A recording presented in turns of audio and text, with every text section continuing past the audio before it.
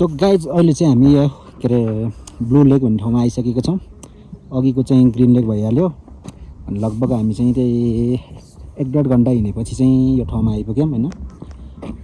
यहाँसम्म अघिसम्म चाहिँ मान्छे टन्नै थिए, अहिले चाहिँ सबै साइड लागिहाल्यो किन हो बिहान आएर चाहिँ बवाल छ ठाउँ चाहिँ जे भयो नि।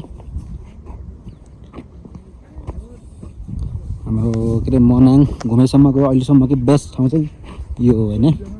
यहाँदेखि अन्त भनेको कस्तो छ है, हेरौँ न यतापट्टि यस्तो बवाल पहाडहरू छ है ढक्क लाएर। यहाँबाट हिमाल पनि बवाल भेग देख्दो रहेछ। यतापट्टि हेर त्यस्तै माथि माथि कस्तो दामी छ क्या ऊ माथिसम्म। ए गाडी लिएर यहाँ टन्नै मान्छे थियो अहिले चाहिँ सब गयो।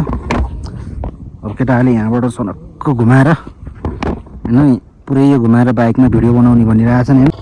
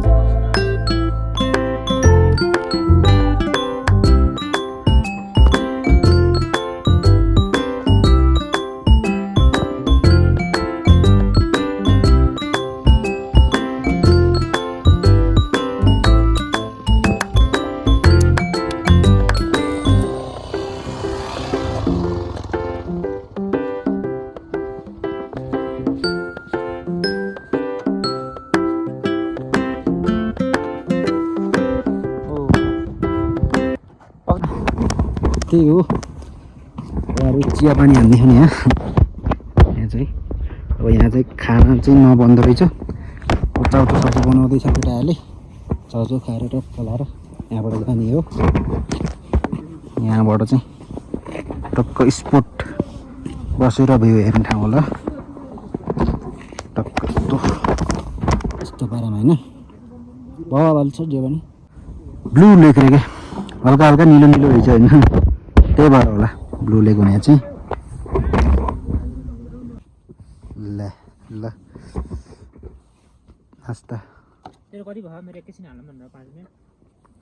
यिनीहरूले चाहिँ मलाई चार्ज गर्ने देखाएनन् कि बिहान उठेदेखि चार्जर 5 मिनेट हाल्छु अनि म उता बनाउँछु। हेलो गाइज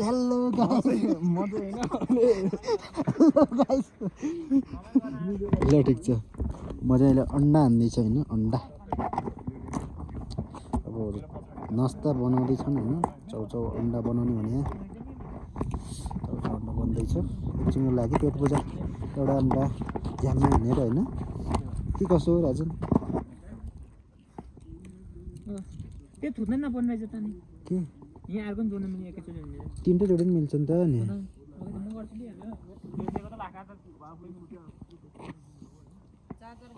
ए